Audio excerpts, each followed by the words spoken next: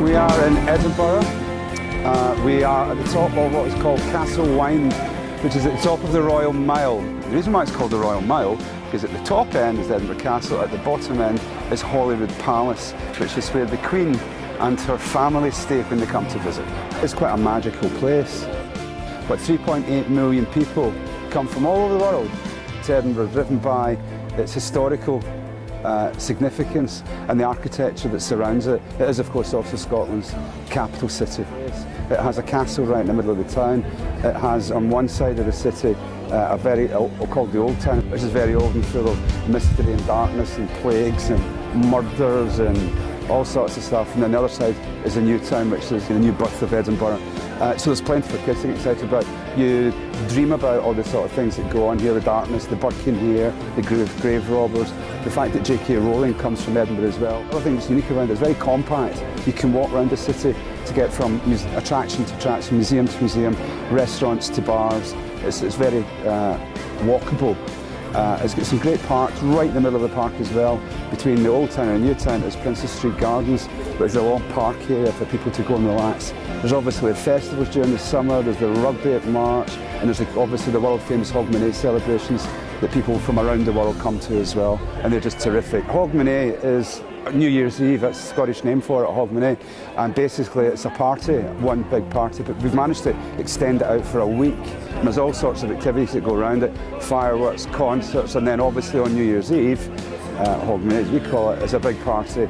We're a very convivial sort. There's plenty to indulge yourself with here, from some of the really cool hotels like Missoni, Caledonia Hotel, the Balmoral, the fabulous restaurant. The kitchen is always the heart of the house. So, we tend to have a cucina kind of the same way.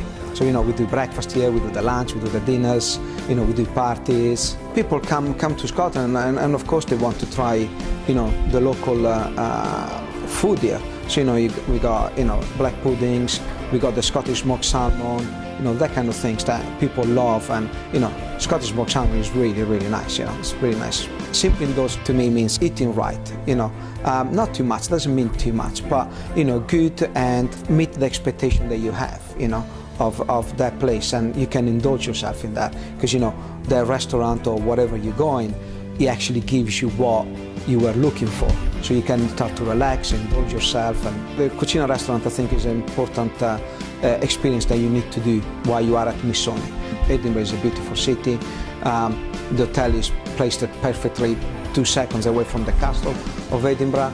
People come and and have high expectation when they come in Missoni, but I think every time they come here they get surprised because it's different than any other hotel. Straight away. Full of color patterns. Every room is painted differently. So that adds a lot to to the experience of the guest. While you are here in Scotland, no matter what you do, just simply indulge yourself and come at Missoni for cucina. We then get some wonderful bars here as well, very traditional Scottish bars through to very cosmopolitan, trendy bars.